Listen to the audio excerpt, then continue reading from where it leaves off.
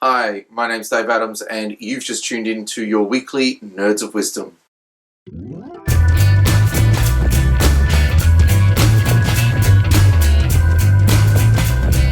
So what's been doing? Well, recently we saw the week of San Diego Comic-Con, and it's been a week and, quite frankly, nothing's changed. Now, I'm not dissing San Diego Comic-Con by any means. In fact, it released a whole swag of trailers. People were very excited to see Wonder Woman.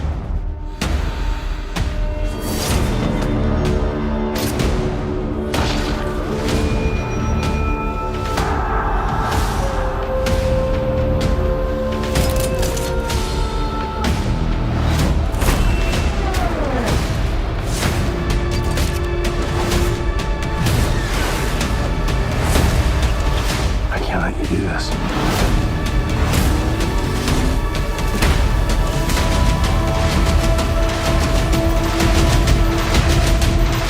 Kind of looks like a female version of Captain America. I can't do anything about that, it's just the styling. I guess we'll wait and see if they can actually do anything with the character. Wonder Woman's always been one of those tricky properties. What do you do with it? What story do you tell? I mean, it's a real issue, and in fact it's such an issue that it's really kept people confuddled for quite some time. But don't worry, we're onto it now. It's only taken us, like several decades to try and work out how to tell a story about a superhero with super strength and, super invulnerability, who just happens to be a female.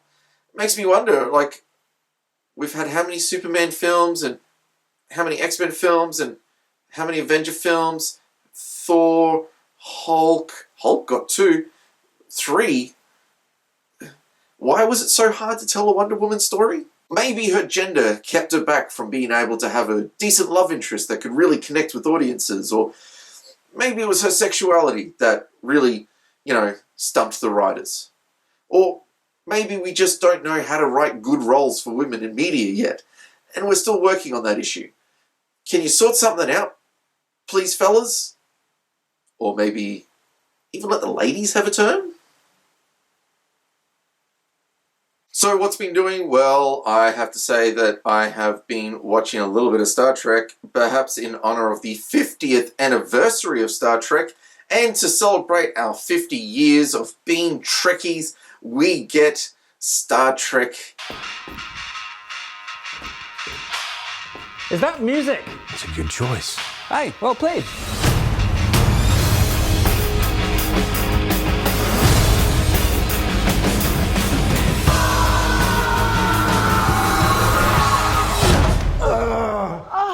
Okay, let's never do that again. Not exactly the most monumental of efforts. Now, I'm going to give warning straight up. Spoiler alert! Spoiler alert! If you don't want spoilers, don't keep watching. Just flick to the next section.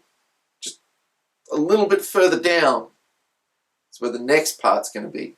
Skip past this part. I'm going to give some big-ass spoilers. I'll start by saying this. It is better than the last two. Why?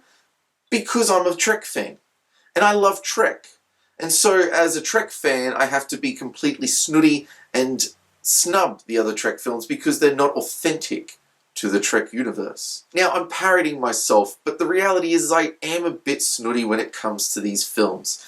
Abrams, don't get me wrong, is a perfectly good director. On a personal note, I may find his writing style just a wee bit lazy. He doesn't really care too much about plot holes. He's slack on exposition. He doesn't really care about character development. I think I'm going a bit too negative too early. Let me back up. The films are perfectly good sci-fi films.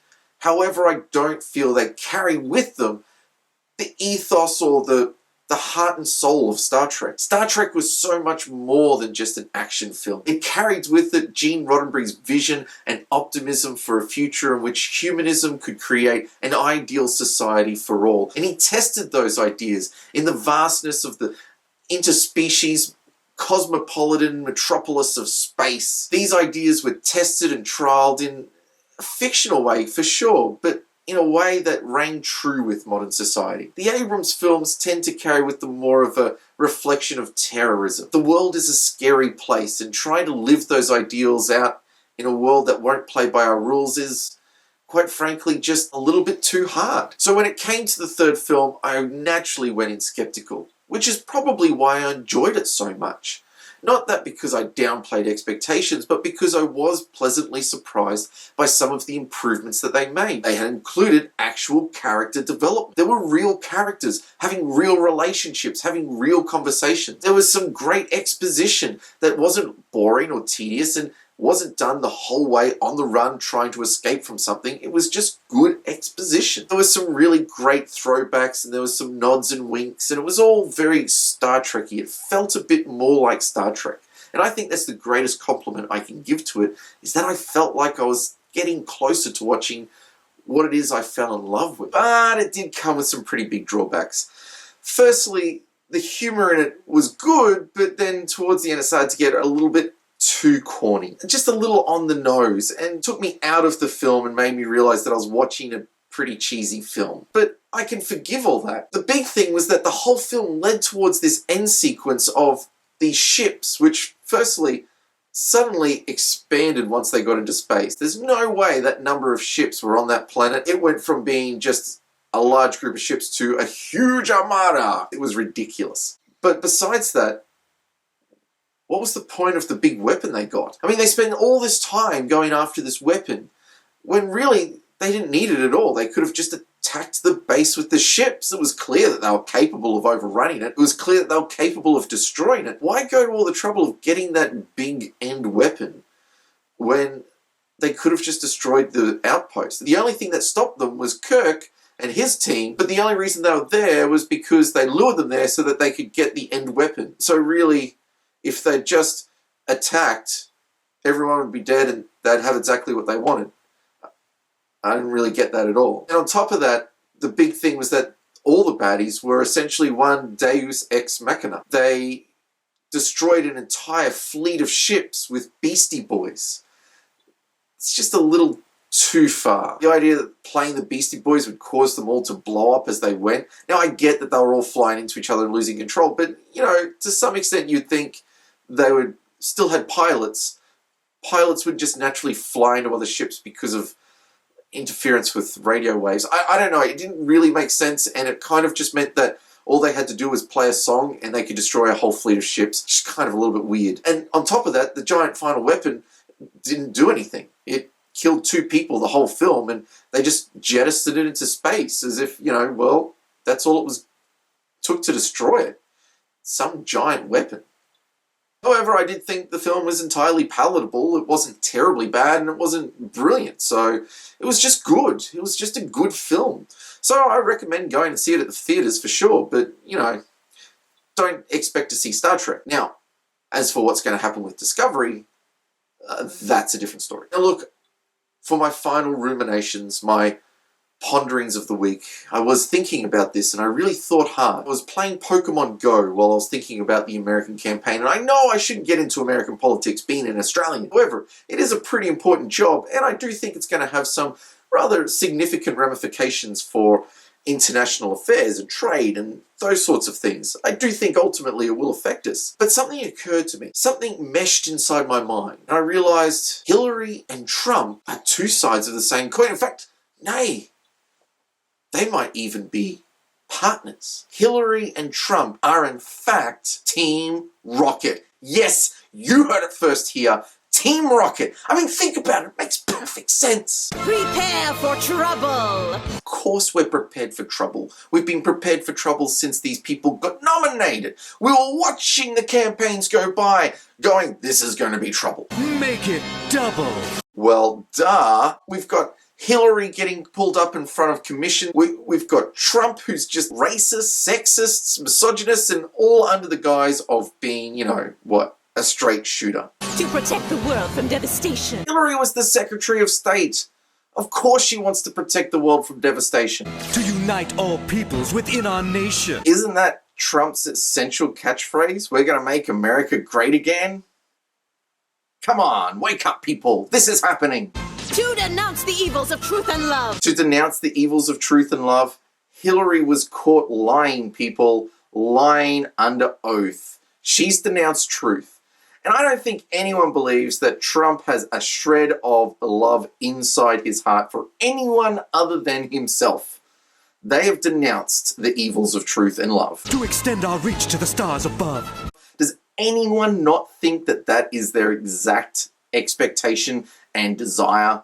It's not just the presidency, people. They're taking it to the stars. Jesse! James. Jesse James. Jesse James. That's an American outlaw. How long have people known about this? How is it that I've only worked this out now? Man, do I feel foolish. Team Rocket, blast off at the speed of light! Surrender now or prepare to fight. Rory wants to blow up the Middle East. Trump wants to blow up anyone who's not American. I think surely by now you should see that I'm right. Meow, that's right. I'm right. This week we've got some great things coming out. Gamerpalooza.com.au. I've got a few reviews up there already, so if you want to hear a bit about Onitama, Hexagony, and my second part of my 3-part series on the history and the times of Monopoly. Don't knock it. Monopoly is a terrible, terrible game, but it is important, it is significant, and you should probably learn a thing or two about it. You ever see the sales? It's amazing. It sells so well. So why is that? And what can we learn about that? Go read that article. Go check it out. Thursday will be the release of the Dice Tower segments that I've been doing of late. So you'll see a few more of those. And of course, next week is our next Nerds of Wisdom Weekly and Core Mechanic, which I'm looking forward to sharing with you. And there's some exciting news coming out soon, so look forward to that on the Core Mechanic agenda. Of course, if you like the video, please hit the like button. That helps me out. Please subscribe. You know, it's good to make friends on the internet. We should get to know each other. I'd love to hear your thoughts on Star Trek. It's the 50th anniversary. We should be talking about this. We should be talking about this a lot. 50 years of television. It paved the way for Star Wars. I think it's significant. I'd love to hear your thoughts. Until then, I've been Dave Adams. These have been your Nerds of Wisdom for the week. Have a great one. Prepare for trouble! Make it double. To protect the world from devastation. To unite all peoples within our nation. To denounce the evils of truth and love. To extend our reach to the stars above. Jesse! James. Team Rocket, blast off at the speed of light! Surrender now or prepare to fight. Meow, that's right.